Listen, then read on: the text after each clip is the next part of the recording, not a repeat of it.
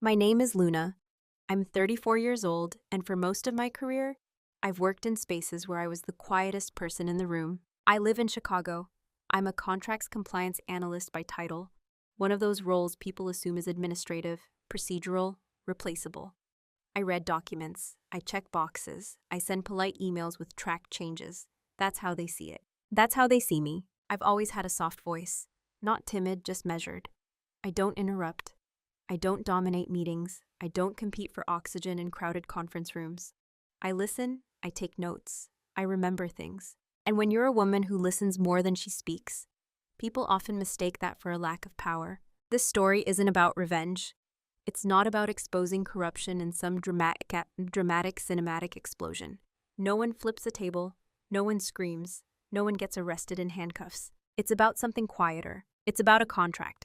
It's about the day I opened a digital file I had signed months earlier and realized that a clause, an amendment, existed that had not been there when I signed it.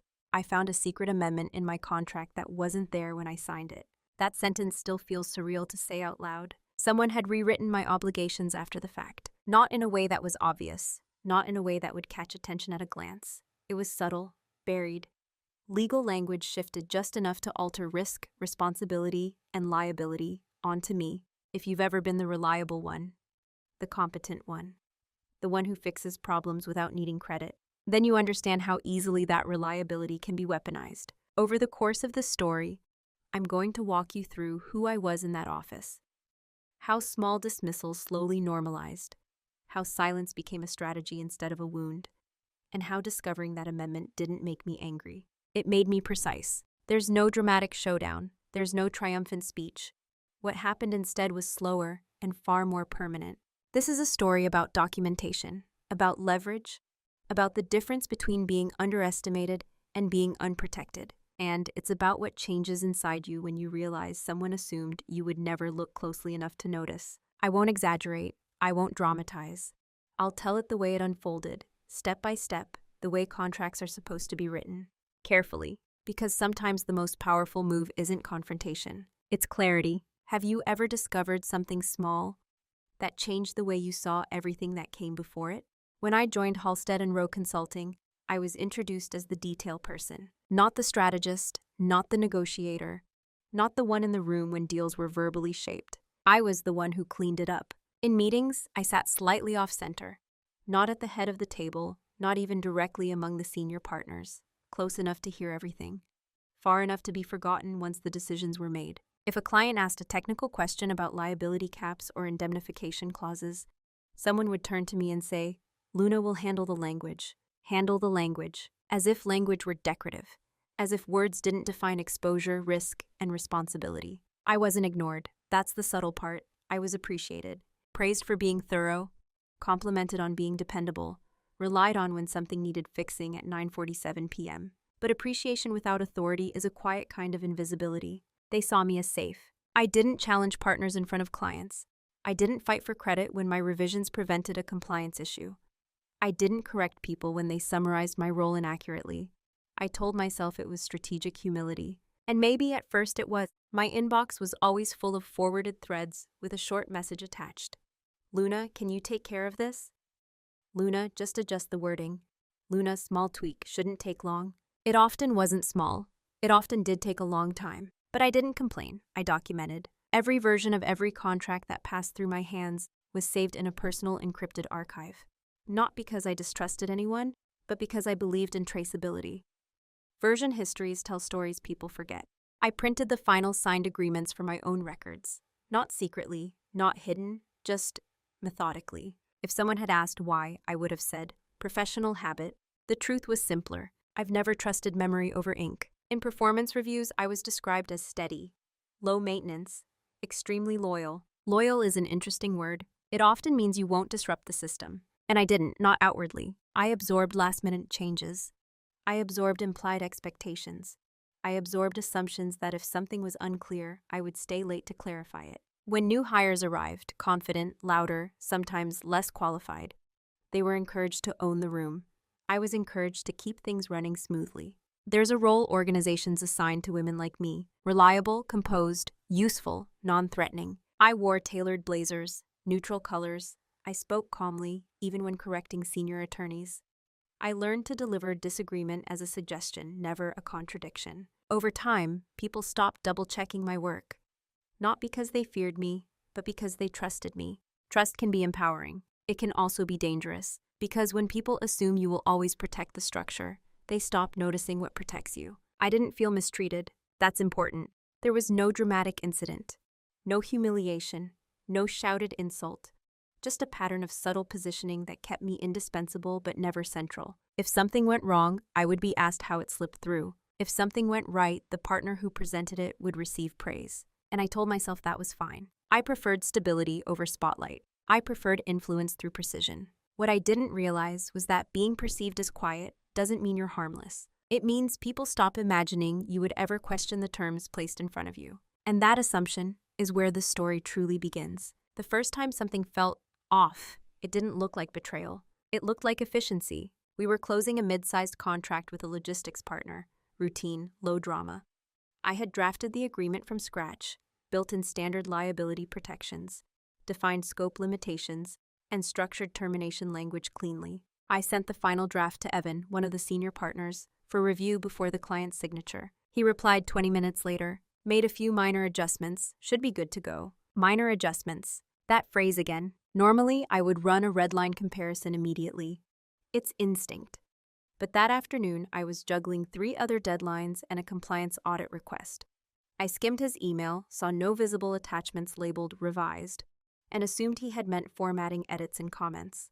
The client signed within hours. 2 days later, during my routine post-signature archive process, I opened the executed PDF to store it in my personal records. That's when I noticed it. Section 8.2, Indemnification. The cap had shifted. Not dramatically, not recklessly, just enough. The original language capped our firm's liability at direct damages tied to service fees paid under the contract. Clean, standard. The executed version expanded exposure to include reasonably foreseeable consequential damages arising from operational disruption. That phrase had not been mine. It was elegant, legally arguable, dangerous. My stomach didn't drop. I didn't panic. I simply opened my archived draft. Then I opened the metadata. Then I overlaid the 2 documents side by side. The clause had been inserted after my final version, not during track changes, not highlighted. Clean text integration. If you weren't looking specifically at that paragraph, you wouldn't notice. It was a small cut, precise. I walked down the hall to Evan's office. He was on a call. I waited until he hung up. Quick question, I said evenly. In section 8.2, was the consequential damages language intentional? He didn't look surprised. He didn't look guilty. Oh, that, yeah. Client pushed back. I smoothed it over. That increases our exposure, I said. He leaned back in his chair. It's unlikely they'd ever enforce it. And it closed the deal. Unlikely. I held his gaze, calm, not accusatory. Understood, I said. For documentation purposes, I'll note the revision source. He waved his hand slightly. No need to over-document. It's fine. That sentence stayed with me longer than the clause itself. No need to over-document. To him, it was pragmatic flexibility. To me, it was a traceable risk without attribution. I didn't escalate it. I didn't email the executive team. I didn't send a formal memo outlining exposure implications. I updated my personal archive. I created a side folder labeled Post-Draft Revisions, Partner Edits. I added the file. Then I wrote a single-line note. Liability expansion inserted post-final draft, verbal acknowledgement, Evan R. It wasn't dramatic. It wasn't defiance. It was calibration. Over the next few weeks, I noticed small phrasing shifts in other agreements, subtle scope expansions, softened limitations, timelines reworded from upon written approval to upon agreement. Not catastrophic, not reckless, but always in one direction, more responsibility, fewer boundaries, and always integrated after my version. When I asked about them, the answers were similar. Client comfort, relationship building, industry standard flexibility. Everyone else treated these changes as harmless negotiation residue. I treated them as pattern formation. Still, I told myself this was normal. Partners negotiate, analysts adjust, risk is part of growth. But something had shifted internally. Not anger, attention. The first small cut rarely bleeds immediately. It teaches you where the knife can enter unnoticed. And once you've seen the incision, you can't unsee it. After the first revision, I told myself not to overinterpret. Firms evolve. Negotiations flex. Senior partners have a broader vision. That was the narrative I offered myself. And for a while it worked. The edits continued, subtle, surgical, always framed as strategic relationship management.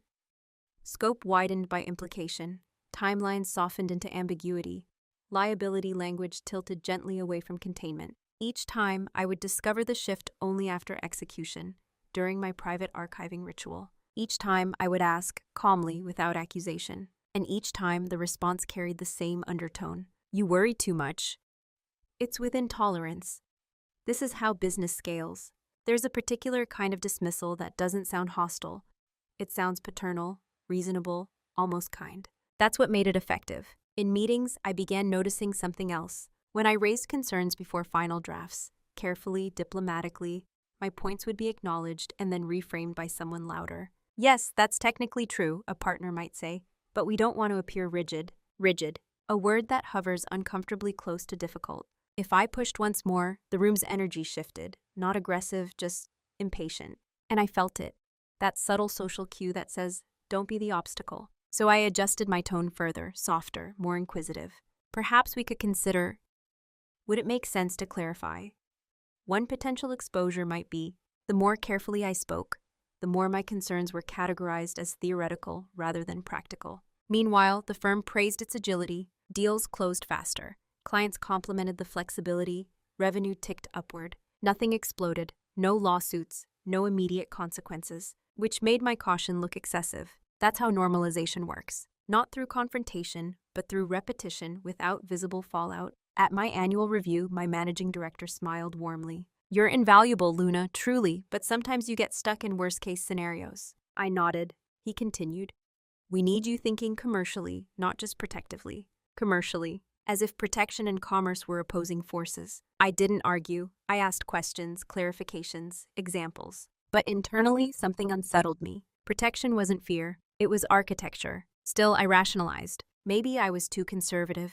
Maybe my training had conditioned me toward risk aversion. Maybe adaptability requires looseness. So I made a decision. I would stop flagging minor expansions in meetings, not because I agreed, but because I wanted to observe. Instead of warning in advance, I would document in silence. Instead of debating intent, I would track the outcome. My email tone shifted slightly, more neutral, fewer advisories, cleaner execution. Externally, I appeared aligned. Internally, I was building a comparative record, draft versus execution, original risk posture versus negotiated position. No confrontation, no friction, just pattern recognition. The firm began leaning on me even more. Luna will make it work. She always finds a solution. She's not political. That last one lingered. Not political. In corporate language, that often means not threatening the power structure. What they didn't realize was that I wasn't disengaging. I was recalibrating. The small cuts had become routine, and because nothing immediate bled, everyone assumed the blade was harmless, including for a time me, until the day I opened my own employment agreement for reference and realized the normalization had crossed a boundary I had never agreed to. That was the moment I stopped rationalizing. Not publicly, quietly. Long before I discovered the amendment in my own contract, I had already been cast in a role. Not formally, not maliciously, just gradually. In internal meetings, when discussions drifted toward revenue targets or expansion strategy, I was invited to weigh in on feasibility. When conversations turned to client optics, branding, or leadership direction, my presence became observational. I was the stabilizer, the one who ensured nothing collapsed under its own ambition. It sounds respectable, and in many ways, it was. But stabilization is different from authorship. I began noticing the choreography of it. If a partner proposed aggressive delivery timelines, I would later be asked to operationalize them. If a scope expansion was verbally promised, I would be tasked with aligning documentation. If a client expected concessions, I would be the one to find language that protects us, but doesn't scare them. The pattern was consistent. They created momentum. I absorbed the consequence. No one said it outright, but the assumption was clear. Luna will handle the fallout. And because I always did, the expectation hardened. At networking events, partners introduced me as our compliance backbone. Clients nodded appreciatively. Internally, the phrase carried a subtle implication. Structural, supportive, invisible once the building stands. I rarely corrected them. There's a strange comfort in being known as reliable. It shields you from certain forms of scrutiny.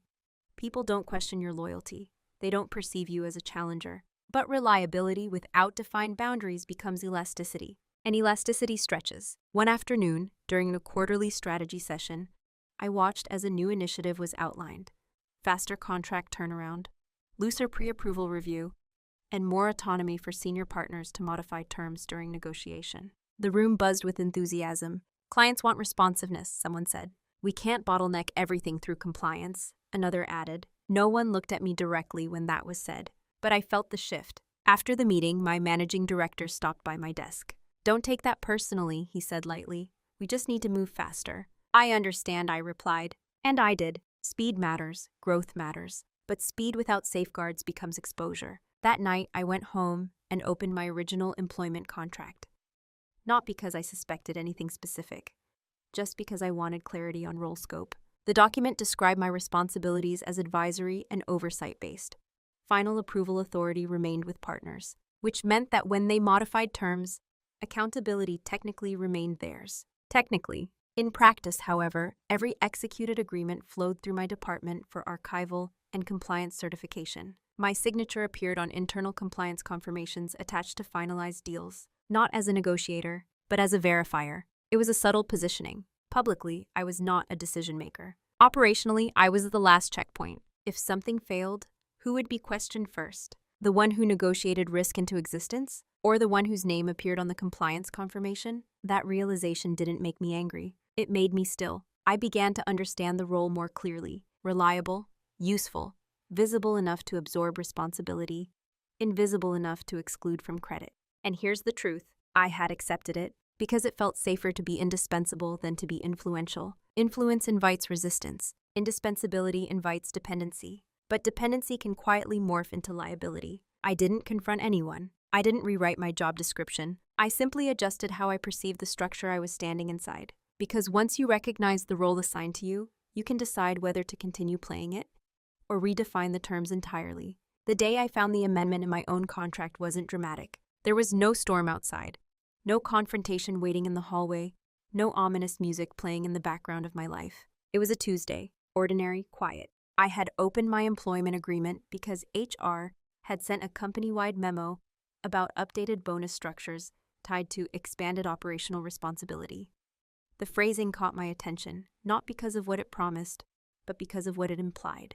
Expanded responsibility. I prefer to verify language before reacting to it. So that evening, after dinner, I sat at my dining table with my laptop and my black leather portfolio beside me. I logged into the internal HR portal and downloaded the most recent version of my employment agreement just to confirm the original scope.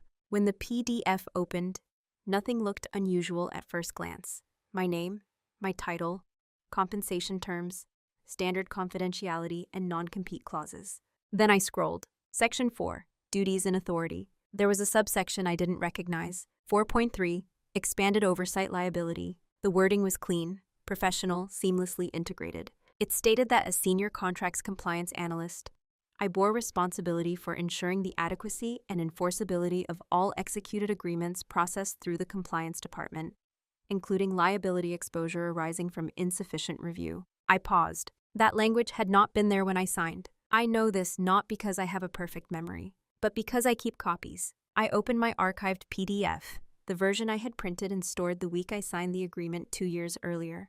There was no Section 4.3. The numbering jumped from 4.2 to 5. I felt something unusual then. Not panic, not rage, silence. A very specific kind of internal quiet. I downloaded the portal version again to ensure it wasn't a display glitch. Same language, same formatting, no track changes visible, no amendment attachment. It appeared as if it had always existed. I checked the document properties. Modified date, 8 months ago. No notification email, no addendum request, no signature request. Someone had rewritten my obligations after the fact. I leaned back in my chair, and this is the part people expect to be explosive. It wasn't. My pulse didn't spike. My breathing didn't change. What shifted was something deeper, structural. For years, I had documented partner edits. Not because I suspected malice, but because I valued traceability. Now traceability mattered personally. If Section 4.3 stood uncontested, it repositioned risk directly onto me. If a contract exposure issue surfaced, particularly one resulting from post-draft partner modifications, the compliance department could be framed as negligent. I could be framed as negligent. The architecture snapped into focus. Speed initiatives, looser partner autonomy, normalized risk expansion, increased documentation flowing through my department, and now retroactive liability language anchoring oversight to my name. It was elegant, not villainous, just efficient. I opened my email archive and searched for any communication referencing a contract amendment to my employment terms. Nothing. I searched my HR inbox. Nothing. I checked payroll notifications in case bonus restructuring required a formal addendum acknowledgement. Nothing, which meant one of two things. Either this was a system error, or it was a quiet insertion, assuming I would never look. I closed my laptop, not in frustration, in a decision. The shift wasn't anger. It was awareness. Up until that moment, my silence had been adaptive. From that moment forward, it became deliberate. Because if someone believed I would never audit my own agreement, they fundamentally misunderstood who they had positioned at the center of their compliance infrastructure. And that misunderstanding was no longer theoretical. It was documented. The next morning, I went to work exactly as I always did. Same charcoal blazer, same measured steps through the glass lobby, same polite nod to reception. Nothing in my expression betrayed what I had discovered the night before. That was intentional. There's a difference between silence that comes from shock and silence that comes from strategy. For years, my quiet had been interpreted as temperament. Non-confrontational, steady, apolitical. Now my quiet had a direction. I did not email HR immediately. I did not walk into my managing director's office holding a printed copy of Section 4.3. I did not accuse. Instead, I began with confirmation. I accessed the company's document management system and pulled version histories for standard employment contracts issued during my hiring period. I reviewed archived templates from 2 years ago. I cross-checked clause numbering. No template at that time included expanded oversight liability language, which meant this wasn't a retroactive universal update applied across all employees from that cohort. It was specific. I then discreetly requested copies of 2 colleagues' current employment agreements under the pretext of benchmarking bonus structures. Both held similar tenures. Neither document contained Section 4.3. That eliminated the system error. This was targeted. Still, I didn't react outwardly. In meetings, I continued to take notes. I processed contracts. I archived the final versions. If anything, I appeared calmer. And that's when something interesting happened. Because I stopped offering preemptive warnings in meetings, stopped flagging exposure concerns before execution, partners began assuming alignment. "You've been really flexible lately," Evan commented casually during one negotiation debrief. "I'm observing outcomes," I replied. He smiled, misreading it as professional growth. Silence, when sustained, makes people comfortable. They begin to project agreement onto it. Over the next 2 weeks, I tracked every post-draft modification more rigorously than ever. Not just clauses, context, email chains. Verbal approvals are summarized in writing, timestamped discrepancies. I noticed something else. Partner edits had increased in frequency since the internal push for faster deal cycles. Risk tolerance was rising, and now, structurally, that risk could be routed toward compliance oversight. Toward me, they believed my quiet meant I would either not notice or not push back. Both assumptions were incorrect. But correction did not require confrontation. It required preparation. I scheduled a one-on-one with HR, not to raise concern, but to review role alignment given expanding responsibilities. I framed it as professional development. The meeting was set for the following Thursday. Until then, I continued working as usual. No tension, no coldness. If anything, I was more attentive in conversations. People relax around someone who isn't visibly defensive. One afternoon, as I left a conference room after finalizing a client agreement that included another subtle liability expansion, I caught my reflection in the glass wall. Calm, composed, unchanged. But internally, the structure had shifted permanently. Silence is powerful when others mistake it for passivity, because while they assume comfort, you are collecting clarity, and clarity, properly documented, is irreversible. I didn't need to raise my voice. I needed to understand leverage, and I was very close to finding it. Preparation doesn't look dramatic from the outside. It looks like routine. That was my advantage. No one questions the compliance analyst who asks for documentation. No one is alarmed when she downloads archived versions. No one flinches when she requests policy clarification for record accuracy. They assume it's a habit. They were right. It was a habit, just not the kind they imagined. I began by reconstructing a timeline. 8 months ago, the modification date on my employment agreement aligned almost exactly with the firm's strategic acceleration initiative. In the same quarter, partners were encouraged to negotiate more autonomously. The same quarter compliance review timelines were shortened. I pulled internal memos from that period. Language stood out: decentralized execution authority, shared accountability model, operational oversight integration, shared accountability, operational oversight. It sounded collaborative. It wasn't. I cross-referenced that timeline against contract outcomes from the past 8 months, specifically agreements where post-draft partner edits expanded liability. The frequency had nearly doubled. Still no visible fallout, no claims, no disputes. But exposure had undeniably widened. Then I did something that, in hindsight, changed everything. I requested a system audit log from IT under the premise of ensuring version control, integrity for compliance certifications. That request fell well within my authority. The audit log showed document access history for my HR file. 8 months ago, my employment agreement had been opened and modified from an administrative account, not HR's primary account, but a secondary credentials profile with elevated permissions. The modification occurred at 7:42 p.m. after business hours. No accompanying addendum file. No digital signature request triggered. I stared at the screen for a long moment. This was no longer abstract positioning. It was a traceable alteration. Still, I didn't assume malice. Systems can be messy. Administrative shortcuts happen. But shortcuts that alter liability language in an employment contract require acknowledgement. I downloaded the log. I saved it to my encrypted archive. Then I printed it. Paper matters. Digital files can disappear. Next, I reviewed the internal compliance certification form attached to executed client agreements. My signature block had been slightly reformatted 3 months ago. Before, it read, Compliance Review Confirmed. Now it reads, Compliance Review and Adequacy Confirmed. Adequacy, a subtle shift from process verification to substantive endorsement. I checked email notices announcing the form update. None, which meant the form template had been quietly adjusted, just like my contract. Pattern recognition is powerful when emotion isn't clouding it. At this point, anger would have been easy. Instead, I felt something steadier. Respect, not for the maneuver, but for its sophistication. This wasn't sloppy sabotage. It was incremental structural repositioning, risk diffusion upward in language, risk consolidation downward in documentation. And positioned in the center, me, what they never noticed was that I was uniquely qualified to detect this architecture, because I had built half of it. I understood how templates flowed, how metadata records authorship, how certification language framed accountability. I wasn't a passive participant in the system. I was its archivist, which meant if accountability was being redistributed quietly, I would see the seams.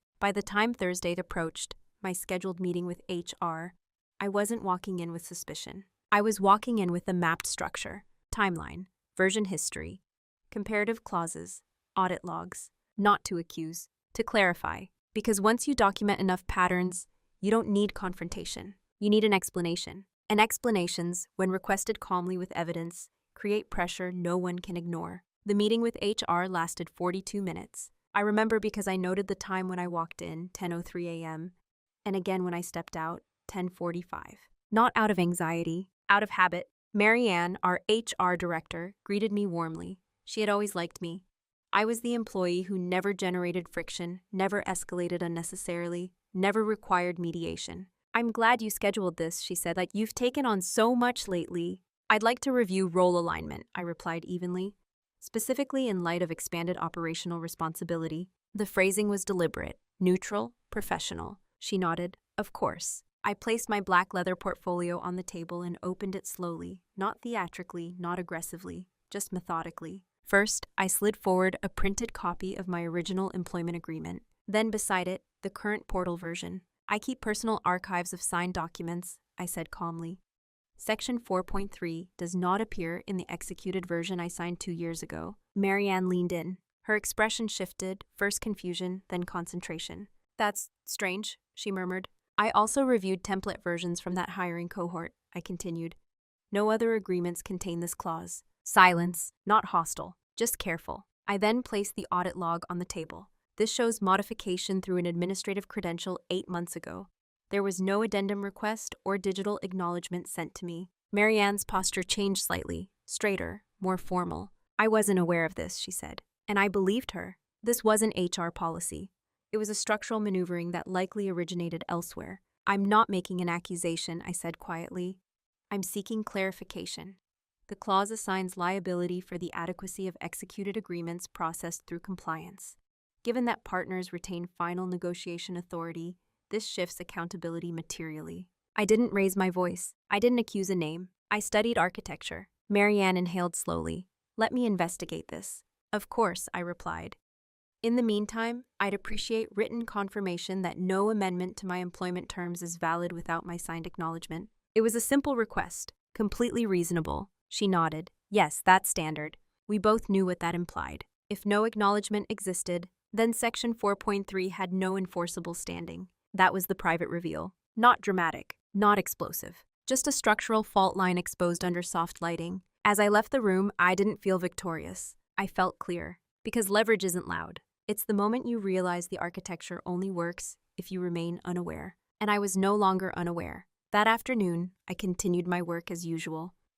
Reviewed agreements, archived files, responded to emails with the same measured tone. No one sensed disruption. Evan even stopped by my desk to ask about a client dinner the following week. I smiled politely. Looking forward to it, I said. He had no idea that the quiet compliance analyst he assumed would never audit her own contract had just dismantled the foundation of a risk transfer strategy. Not through confrontation, through documentation. And what I understood now fully was this. If someone had rewritten my obligations after the fact, they had assumed I would either not notice or not respond. They were wrong on both counts, but the response I chose would not be reactive. It would be irreversible. Marianne emailed me the following Monday. Subject line, Employment Agreement Review, Clarification. The message was carefully worded. After internal review, HR had determined that the addition of Section 4.3 had not been accompanied by a formal amendment process. No signed acknowledgement existed. Therefore, the clause was administratively void pending proper execution.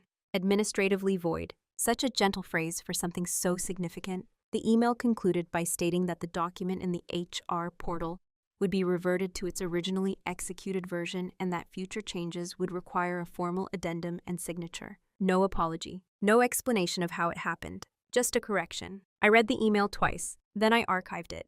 That could have been the end. A quiet fix, a system error resolved, structure restored. Most people would have stopped there. But I didn't, because reversing the clause addressed only one layer. It did not address the pattern. Over the next few days, I outlined my options, not emotionally, but strategically. Option 1.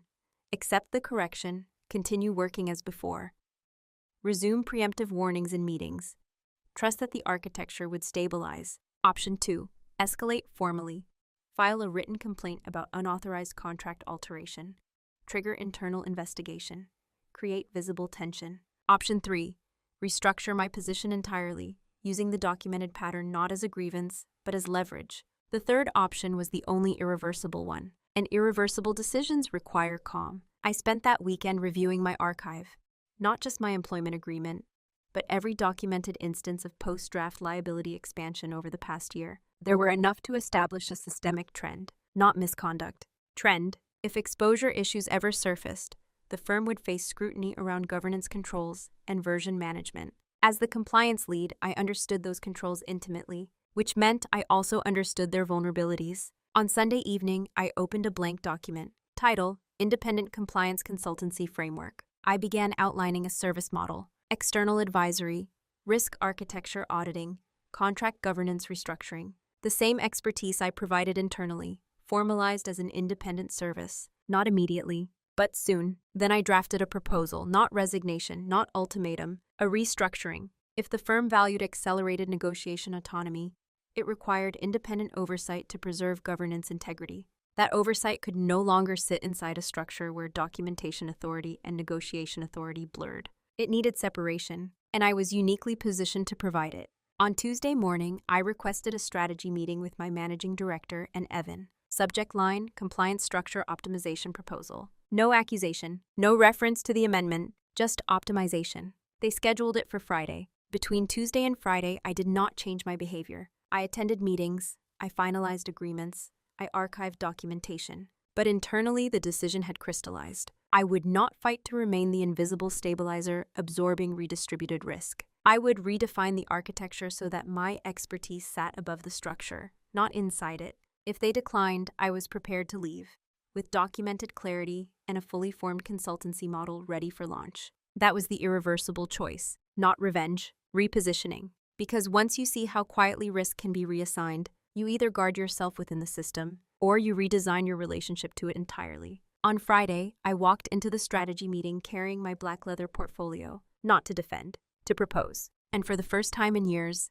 I wasn't there to absorb consequences. I was there to redefine them. The strategy meeting began exactly the way most internal meetings do. Polite smiles, light conversation. Coffee was placed carefully on coasters. My managing director opened with a relaxed tone. "You mentioned optimization." "I did," I said. "No tension, no edge." I distributed a concise 3-page document across the table. Structured, clean, headings clear. Current risk diffusion model. Observed structural gaps, proposed independent oversight framework. Evan skimmed quickly at first, then more slowly. I walked them through it without referencing my employment agreement. I didn't need to. I outlined how accelerated partner-level negotiation authority had increased contract variability, how compliance certification language has shifted subtly towards substantive adequacy, how decentralized version control introduced governance exposure. All factual, all documentable. "This isn't about blame," I said evenly. "It's about architecture. If the firm continues scaling negotiation autonomy, oversight cannot remain embedded within operational reporting lines. It requires independence." My managing director leaned back. "You're suggesting what exactly?" "I'm proposing that compliance oversight transition into an external advisory function," I replied.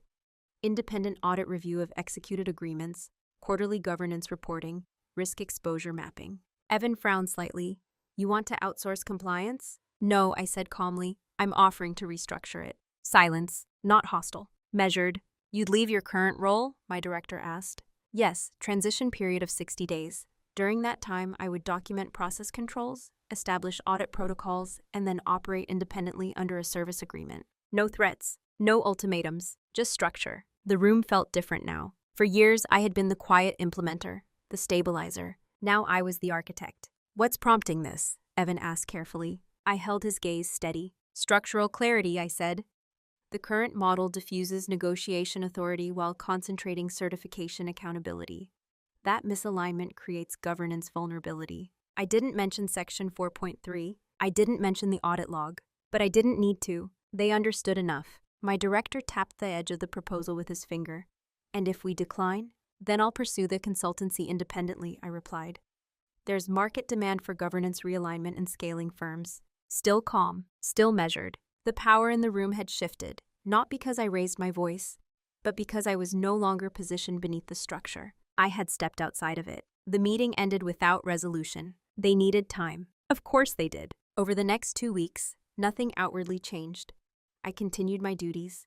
No one spoke of the proposal in the hallways. No one treated me differently. But behind closed doors, conversations were happening. I knew because small signals began to surface. Partner edit frequency dropped. Contract template updates paused. Internal requests for quick wording flexibility slowed. They were recalibrating, and I was already moving. I registered my consultancy, LLC, quietly, secured professional liability coverage, drafted service agreements, updated my professional network discreetly. No announcements, no dramatic LinkedIn posts, just preparation. Because moving in silence isn't about secrecy. It's about momentum without friction. 3 weeks later, my managing director called me into his office. They had reached a decision, and regardless of what that decision was, the structure would never look the same again. When I stepped into my managing director's office, the atmosphere was composed, almost unusually so.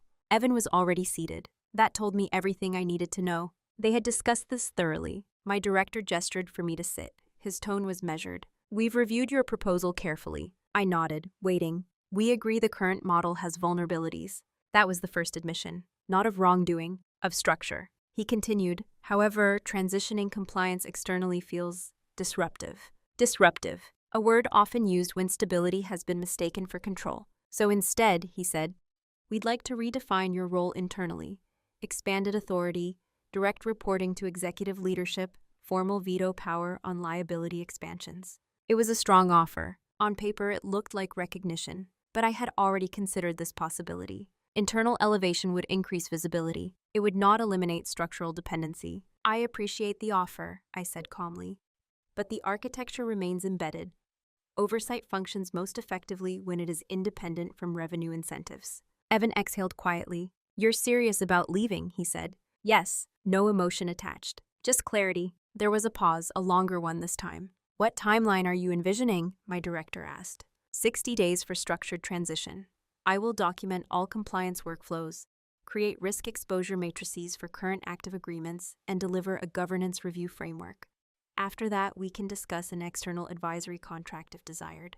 It was professional, predictable, irreversible. Something subtle shifted in the room then. For years, they had assumed my stability was immovable. Now they were confronting its conditional nature, not rebellion, autonomy. Within a week, word spread quietly among senior staff that I would be transitioning out of my internal role. There was no dramatic announcement, just calendar blocks labeled compliance process documentation. Partners began asking more careful questions before modifying clauses. Email phrasing tightened. Please confirm liability implications before execution. That sentence appeared more frequently. It wasn't fear, it was awareness. The consequences weren't explosive. They were atmospheric. The firm began feeling the absence of automatic absorption. Without me reflexively smoothing risk into compliant language, negotiations slowed slightly, not catastrophically, but perceptibly. Junior analysts started asking for clearer written instructions before certifying agreements. Templates were reviewed more thoroughly. The system, subtly, became more cautious. No one accused me. No one tried to reverse my decision.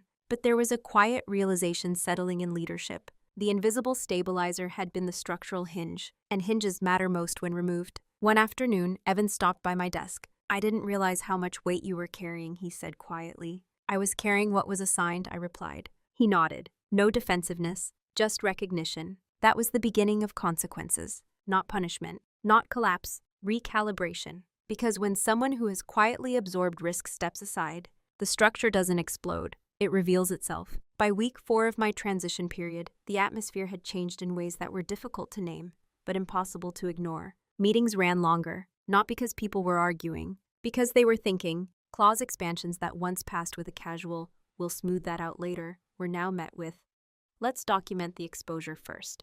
Documentation had become visible, and visibility changes behavior. One of the junior analysts came to my office holding a draft agreement. "Can I ask something?" she said quietly. "Of course. If a partner modifies indemnification language after your review, who owns that risk?" It was a simple question, one that should have always had a clear answer. "Ownership follows authorship," I replied evenly.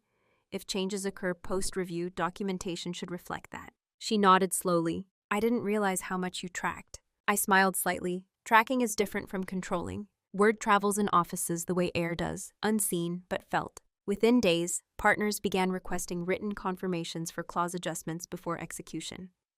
Internal email threads grew more precise. Not paranoid, just aware. And awareness can feel like friction when you're accustomed to momentum. My managing director scheduled another meeting. This one felt different, not strategic, reflective. "I'll be honest," he said after the door closed. "We underestimated how central your documentation discipline was." Underestimated. There it was, not maliciousness. Assumption, he continued. "The past few weeks have exposed how dependent we were on you smoothing the edges."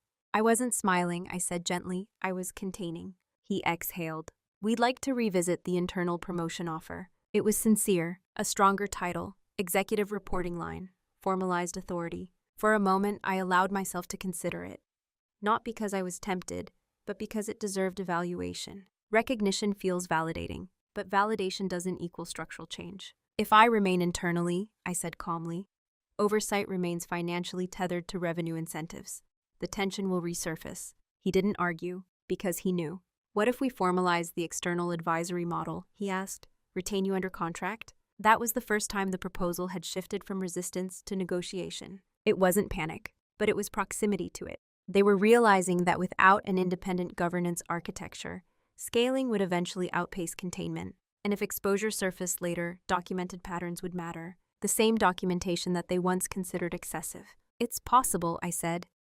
"But the terms would need to ensure independence, silence, acceptance." By the time my final week arrived, something else had settled into the firm. Caution, not fear, not collapse, just a recognition that the invisible architecture had been carrying more than anyone realized. No one tried to erase the amendment incident. No one brought it up directly, because the moment HR reversed it quietly, the issue became too delicate to revisit publicly. It was too late to fix the underlying assumption that I wouldn't look closely. Too late to assume my silence meant consent. The correction had happened. The repositioning was underway, and structures once seen clearly cannot return to being invisible. On my last internal day, I packed my office slowly, not in anger, in completion, because this was never about catching someone in wrongdoing. It was about understanding that when someone rewrites your obligations after the fact, you don't explode, you elevate, and elevation makes reversal impossible. My final afternoon in the office was quiet. No farewell party. I had declined one gently. I prefer transitions without spectacle. Around 3 o'clock, Evan knocked lightly on my open door. "Do you have a minute?" "Of course." He stepped inside and closed the door behind him, not abruptly, just carefully. For a moment, neither of us spoke. "I owe you a conversation," he said finally. His tone wasn't defensive. It was deliberate. I waited. "When we accelerated deal cycles last year," he began, "there was pressure. From clients, from leadership. We needed flexibility." I nodded slightly. I approved adjustments to certain internal documents to reflect expanded oversight alignment. There it was. Not a confession, an explanation. "Did you authorize the addition to my employment agreement?" I asked calmly. He didn't look away. "I approved structural language that clarified compliance responsibility." "That wasn't my question," I said, still even. A pause. "Yes." The word hung in the air without drama. No raised voices, no accusations, just acknowledgement. "Why was I not notified?" I asked. He exhaled slowly. "It wasn't framed as a formal amendment. It was positioned as internal alignment. We assumed it wouldn't materially impact you." "Assumed?" "That clause shifted liability exposure without my acknowledgement," I said. "That is material." "I see that now," he replied. There was no arrogance left in his tone, only recognition. "I never intended to undermine you," he added. "You were the most reliable person in the structure. It felt safe." Safe. The word was almost ironic. "It felt safe because you believed I wouldn't audit my own contract," I said quietly. He absorbed that. "Yes," he admitted. Silence settled between us again, not hostile, not tense, just honest. "I don't think you're reckless," I continued. "But I think the system incentivized speed over containment. And instead of building independent oversight, responsibility was absorbed downward." He nodded. "That's accurate. No denial. No justification. Just clarity." "I'm not leaving because of anger," I said. "I'm leaving because architecture matters. And once trust and structural integrity shifts, it doesn't fully return." He leaned back slightly. "I underestimated you," he said. I considered that for a moment. "You underestimated my attention," I corrected gently. A small difference, but an important one. We stood at the same time. No handshake dramatics, no symbolic gestures, just mutual understanding. As he reached the door, he paused. "For what it's worth," he said, "you changed how this firm thinks about risk." I gave a small nod. That was always the point. After he left, I looked around my office one last time. Confrontation doesn't have to be explosive to be definitive. Sometimes the most powerful moment is when the other person realizes you saw everything clearly and chose elevation instead of retaliation. That realization lingers longer than anger ever could. It's been a year since I left Halstead and Rowe. I no longer sit slightly off-center in conference rooms. Now, when I enter a client's office, I sit at the head of the table, not because I demand it, but because the engagement requires it. I am introduced as an independent governance advisor. Firms bring me in when growth has outpaced structure, when negotiation speed has begun to blur accountability lines. The work is quieter than people imagine. There are no dramatic exposés, no public failures, just architecture. I audit version histories. I map liability flows. I identify where authority expands, but responsibility quietly migrates elsewhere. And when I present findings, I do it the same way I always have, calmly, without accusation, with documentation. Some clients are startled by what they see in their own systems. Not because they acted maliciously, but because growth rewards momentum, not reflection. Independence creates reflection. I've worked with 3 firms over the past year that implemented structural separation between revenue negotiation and compliance certification after my reviews. Not because they were forced, because once they saw the architecture clearly, they couldn't unsee it. That's what happened to me. The amendment in my contract was reversed quickly, quietly, administratively void. But the moment I realized someone had believed my silence equaled inattention, that moment redefined me, not into someone harder, into someone clearer. I no longer confuse indispensability with security. I no longer accept alignment without documentation. And most importantly, I no longer stay inside structures that rely on my quiet absorption of risk to remain comfortable. People sometimes ask if I regret not escalating publicly, if I wish I had confronted more forcefully, if I ever wanted to make an example of what happened. The answer is no. Public conflict would have reduced the lesson to personalities. This was never about personalities. It was about systems. and systems shift more effectively when exposed calmly than when attacked emotionally. I still keep a slim black leather portfolio. It contains the original copy of my employment agreement, the one without Section 4.3. Not as evidence, as a reminder. That power isn't volume, it's awareness. And awareness, once activated, changes how you move forever. I'm not bitter. I'm not vindicated. I'm positioned, because the quietest person in the room is often the one mapping the exits. And once you understand the architecture, you decide whether to remain a supporting beam or design the building yourself. When I look back on that moment, the night I opened my employment agreement and saw a clause that hadn't existed when I signed it, I don't remember anger. I remember stillness. A very specific kind of stillness that comes when something small reveals something structural. I found a secret amendment in my contract that wasn't there when I signed it. That sentence could have turned into outrage, into confrontation, into public accusation. Instead, it became clear. Someone had rewritten my obligations after the fact. Not sloppily, not maliciously in a cartoon villain way, but strategically, quietly, under the assumption that I would never look closely enough to notice. And that assumption was the real turning point. Because the moment you realize someone believes you won't examine the fine print of your own life, that's the moment you decide who you are. You can react emotionally and burn the bridge. You can ignore it and remain comfortable. Or you can elevate, step outside the structure entirely and redesign your relationship to it. I chose elevation, not because I'm fearless, not because I wanted revenge, but because once trust in architecture is compromised, remaining inside it requires a level of self-denial I'm no longer willing to practice. There's a quiet power in documentation, in paying attention, in asking calm questions that require honest answers. No shouting, no humiliation, no spectacle, just evidence. And here's what I've learned. Being underestimated is not an insult. It's leverage, if you're aware of it. Silence is not weakness. It becomes weak only when it's unconscious. But when silence is deliberate, it becomes a strategy. So I'll leave you with this. Have you ever discovered something subtle, something small in language, behavior, or agreement, that changed how you saw an entire structure around you? And when you saw it, did you stay, or did you redesign your place within it?